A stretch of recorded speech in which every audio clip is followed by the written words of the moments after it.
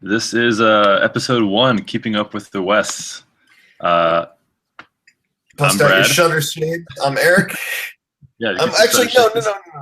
Are you Breezy? I'm Breezy. Easy? Yeah. You're just Easy, I guess. Yeah, just Easy. Nickname in high school and everything. So just as like an introduction, I just love Kanye, and I know you do too. I love Kanye so much. And almost as much as I love talking about Kanye. So I figured let's get it on the air. Yeah, absolutely. The guy does lots of stuff, makes incredible music, and has, other things that happen in his life, all worth talking about. He's the perfect subject, in my opinion, Yes. for a podcast. And I know that he would love to have more people talking about him. So. Oh yeah, well yeah, 2 more. He doesn't. He might watch it. He might. So this week in Kanye, what happened? We had a new song called "Real Friends." Yep. Eric, what's your initial reaction to the song? I love it. I think the first. So to get just a quick thing for any listener, viewer, people's. I love Kanye's first 3. I love everything Kanye's done. But his first 3 records definitely hold a special place in my heart, because they were, in my opinion, the thing that brought together the whole underground hip hop sound of the late 90s and early 2000s that I loved. But like the Mos Defs, the Talib Kweli's, like so on and so forth, with something that could be, marketed on a, mainstream level. I think he somehow, some way did it, and it's incredible. And I feel like this song kind of harkens back to those early records. And don't get me wrong, Beautiful Dark Twisted Fantasy is my favorite Kanye record by far. Love them all. But I was really excited to kind of hear him go back to that old sound. Yeah, I love the song too. I never really know what to expect when I see there's a new Kanye song coming out, Yeah. Which is kind of exciting. I never know if it's going to be like the club banger or maybe like a soft, I don't know, anthem, Ditty. whatever, a ditty, yeah. But yeah, this was great. I love I love how it was released too, in that he like I don't know how you. You got to tell me about that. I also just learned about what Good Fridays were. Oh really? Years ago. Yeah. Okay, well, so with the Good Fridays, that was what year was that? 2011 maybe. I think it was leading up to my Beautiful Dark Twisted Fantasy. Yes, it was. I remember that because I remember hearing clips, but I didn't realize they were released weekly or there was a whole thing. Yeah. So whatever year that was, he would put out just a new song every Friday for, I think it was probably 2 months. Yeah. And sometimes it would just be like, it would be a full-on song, mostly finished. Sometimes it would be like a snippet of a song that would be on the album coming out. But for the most part, it was mostly, I think it was, if I remember correctly, it was mostly songs that were not on the album. So it was just a whole bunch of new songs. But what's crazy, because he'll send because I was looking at some old ones and they were like some song from that record, and it was like the unmastered version. And I was who does this? Him and like people who are in their first bands and too excited, and like that's crazy for a mainstream artist to do that. Or someone. I love Kanye. Yeah. So the way Real Friends was released, he tweeted it out, a link to his SoundCloud, and then like within like an hour, maybe half an hour, he took it back down, claiming that like the distortion on the drums was the wrong version or something like that. He's also such a perfectionist. Such a perfectionist. It was probably something like the average person would not pick up on. Oh, okay. Yeah, it was hilarious. Like I know he had the most. His reaction to that, like when he posted the new version, it was so Kanye. He said, "quote It will be back up shortly. When it's back up, rippers, please rip the new one instead." and then once the new one was up, new version is up. Please erase the old one. I wasn't satisfied with the sound quality.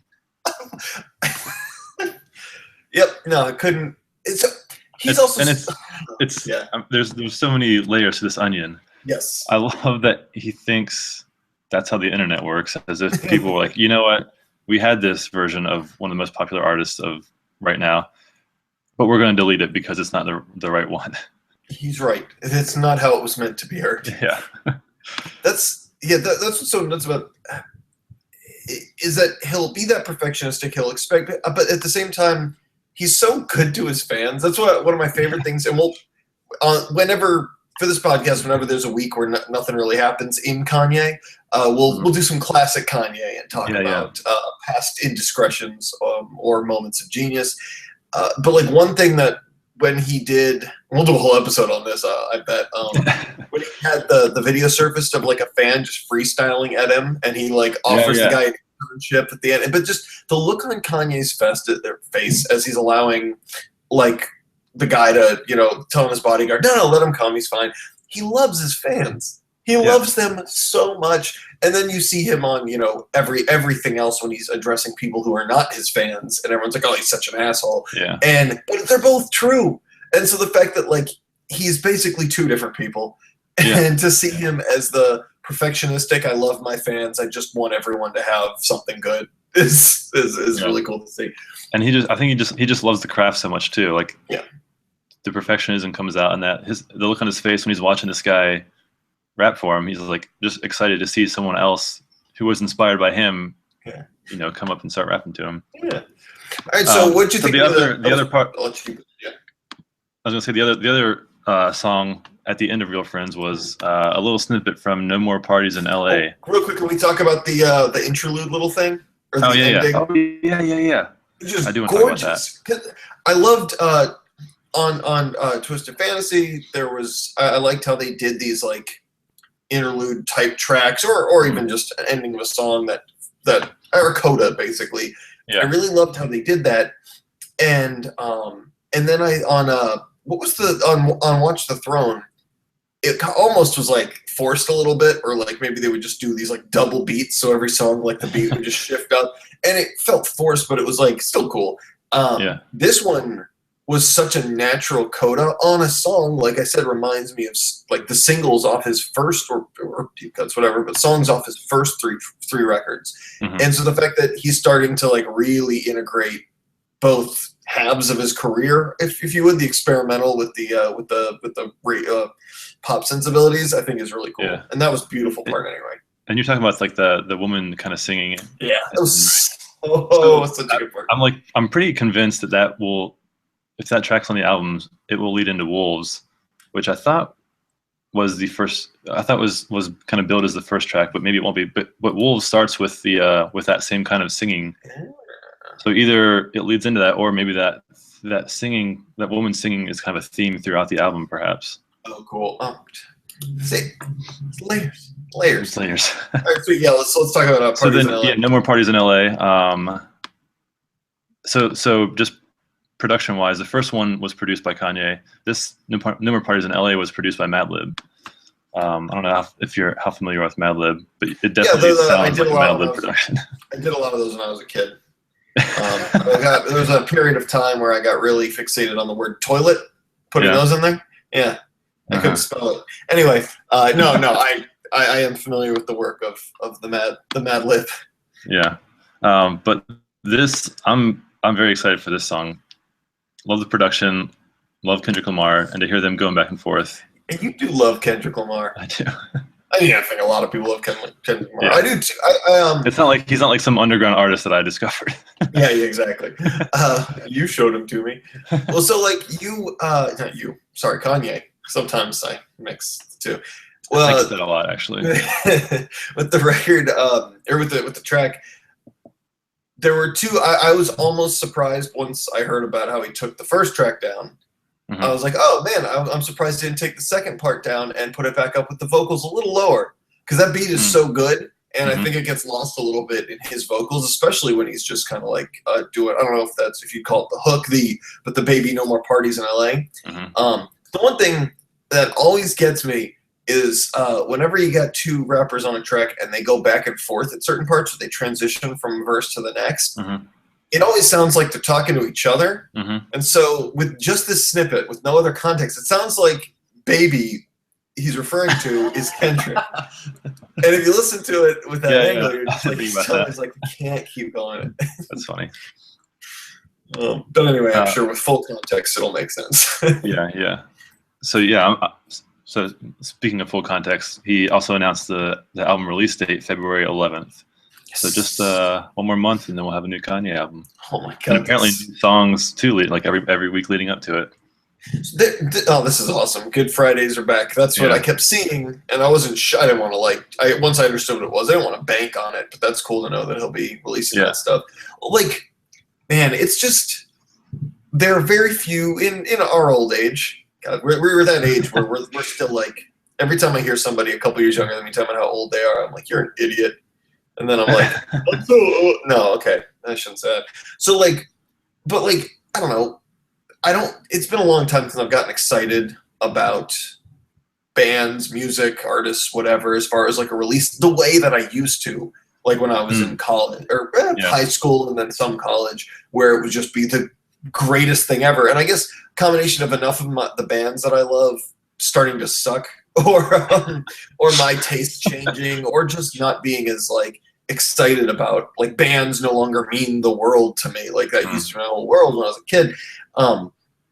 But there are a few artists who, when they have something that's coming out, I get really, really excited about. Unfortunately, Kanye still keeps that magic alive for me, which is nice to have. And so it's really cool that like, and I remember, And I think part of that is like that you don't know what you're gonna get. Yeah. Like it's like Yeezus, like I'll never forget the Yeezus release day. Just listening to that the first time and finishing it and being like, "What in the world? What did I just hear? What was that?" Yeah. But it was like the same. It was that coupled with I want to listen to this 1,800 more times right now. See, I just wanted another Twisted Fantasy, and so it took me a bit to listen to it a second time, because I heard it once and I was like, "That's cool. I get it. It's weird." Are you talking about Yeezus or Twisted Fantasy? Yeezus. Oh, okay. So I guess I should start calling it Dark Fantasy, because from what I see online, that's how people abbreviate it. But for Dark Fantasy, I just wanted that. That's my favorite hip hop record of all time. Yeah. One of my top 10 records of all time, period. But I just wanted that again. And then now that after seeing the Yeezus tour, after listening to the record a million more times, I get it. Now I'm just like, no. That album is what it is. That album is what it is. They're all and so at the point where I hear these new tracks, and I'm really excited about the album. But now it's like the opposite of before. I'd be like, oh, I just want it to be as good as the previous ones in the same vein. Now I'm almost concerned where I'm like, Kanye, can the next thing you release just be weird as shit, or completely keep pushing it? Yeah. How do I get that? But I don't know. It's really cool to kind of keep us guessing that way. Yeah. One more Kanye related item of business I want to touch on. I just saw this morning. He was on American Idol. Oh, really? Have you seen that? I'll send you the link, and we can post it, I guess, with this episode. Yeah. But I guess him and Kim were, I guess, in whatever town the auditions were in, and they wanted to stop by. Oh, I did see that. So he went in and they didn't tell the judges, and he went in as if he was just a regular contestant, and went in and he did a little gold digger for him, because it has Jennifer Lopez's name in it, and she's one of the judges. And they were like, "Oh, it's awesome! Here's the golden ticket." Dude, I forgot. I did watch that, but here's the thing: that's 10 times cooler than I realized, because I thought that was just like a promotion. I didn't know that was at an actual audition. I thought that was something they set up to promote the season, to promote his album, and it was like a sketch. I didn't realize that. Yeah, from what I read, it was he just stopped by and they sent him in. Oh, that's so cool. Oh, I did like when they did a cut to Kim Kardashian, well, I just hope he makes it. We got a baby on the way, or whatever it was. I was like, we got kids. We really need this. Yeah. It's been his dream. I think he can make it. Oh, man. How weird is it that, through all this, Kanye is making Kim Kardashian palatable? I know. You know what, though? They've made each other, I feel like them separately have very different fan bases. Oh yeah, that's true. But them coming together has made Kim fans fan of Kanye, and Kanye fans of Kim. That's There was if anything came out of this relationship, that would make me happy. It's definitely the SNL parodies of them, where the whole concept of like Kanye's a genius, amazing artist, whatever, and then it's like Kim. So like I made this out of popsicle sticks, and he's like, "You a genius, baby." That makes me very, very happy. Anyway, do you have anything else? I know these podcasts are going to be relatively short. Exclusively on YouTube. I do want to. I have a feature I want to end every week with, and hopefully we'll get enough content for this. I know. It's my favorite Kanye tweet of the week. Oh, beautiful! You're a good host. But it may be a little tricky because he can be somewhat sporadic in his tweeting. So we may have to again do something similar to like favorite tweet of this week in years of Kanye past. Yeah. My favorite this week was probably the "It will be back up shortly. When it's back up, all rippers, please rip the new one instead." With a close second going to, "I have no interest in working with anyone who is too important or too good or too traditional to take a call at 3 a.m. I agree. I actually really like that. So man. that wraps up. That wraps up this week of Keeping Up with the West. You got anything else for us? No, this is beautiful. Awesome. It's great. Would you say it's beautiful, dark, and twisted? I would say no. I'd say it was all right. I'd say I'd say this worked out better than expected. But bars were set. My 8 bars were set pretty low. Now, so this is great. So we'll do this hopefully each and every week. And if there's not much in Kanye's life, we'll do some throwbacks. I'm sure there's a vault of them that so you can find other podcasts from Brad and I together and separately on erictriestoohard.com. If you're watching this, it'll most likely be on our YouTube channel for erictriestoohard.com, and you probably found it by looking up, trying to find Kanye West on a podcast, and you stumbled upon Maybe this. Someday that'll be our goal for this podcast. Yeah, right. Oh my God. You know what? If either the podcast could get big enough, or if he liked it enough, it could have 10 viewers, and if he liked it enough, I don't want to diss him. I mean, but that's going to happen. With a podcast of this nature, I'm pretty sure he's the type of person who would want to be a co-host. I would completely be okay with that. He'd be like, no, I have some stuff I can contribute every week. Yeah. All right, cool. All right, well, I will catch you later, Brad, and we will see you all next week on Keeping Up with the West. Yeah. I can send it? Okay, bye.